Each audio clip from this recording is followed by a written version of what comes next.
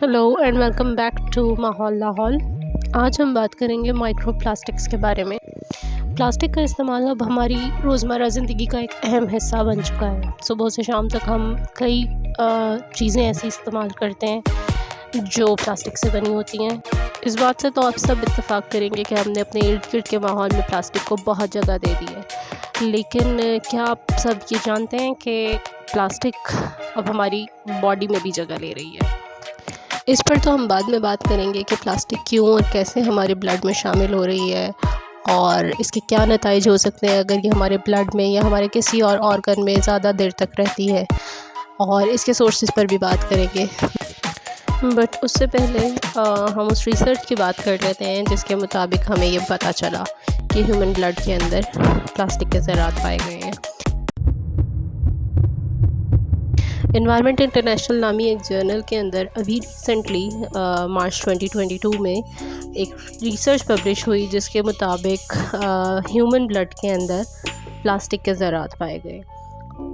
इस रिसर्च में 22 सेहतमंद लोगों के ब्लड सैंपल्स लिए गए और उनमें प्लास्टिक को डिटेक्ट किया गया। ये वो प्लास्टिक की टाइप्स थी जो बेवरेजेस में, वाटर बॉटल्स में और लंच बॉक्सेस और फूड कंटेनर्स में बेसिकली पाई जाती है। इस रिसर्च के रिज़ल्ट्स के मुताबिक तकरीबन 77% लोगों के ब्लड के अंदर माइक्रोप्लास्टिक डिटेक्ट हुई। माइक्रोप्लास्टिक्स बेसिकली प्लास्टिक के उन ज़रात को कहा जाता है जिनका साइज़ 5 मिलीमीटर से छोटा होता है।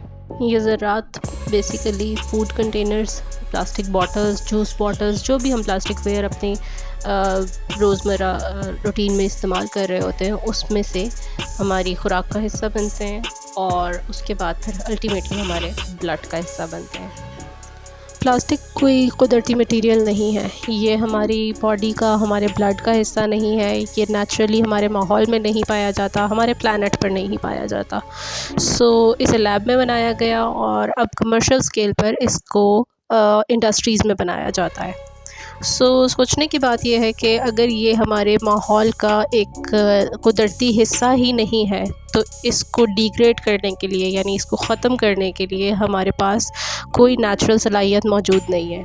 ह्यूमन ब्लड में डिटेक्शन तो अभी रिसेंटली सामने आई है, लेकिन इससे पहले अगर हम अपने प्लैनेट को देखें तो ऐसी जगहों पर जहाँ पर आमतौर पर इंसानों की अपनी रसाई मुश्किल है, वहाँ तक हमने प्लास्टिक को पहुँचा दिया है।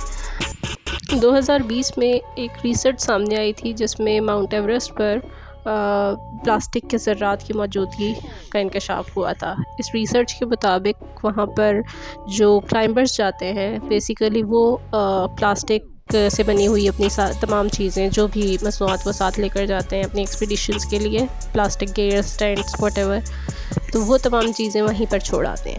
और अब टिल डेट हमारे पास ऐसे मैकेनिज़म्स मौजूद नहीं हैं कि हम वहाँ जाकर इस प्लास्टिक को क्लीन अप कर सकें, और ना ही ब्लड में से इसके रिमूवल के कोई मैकेनिज़म्स हमारे पास अब तक मौजूद हैं।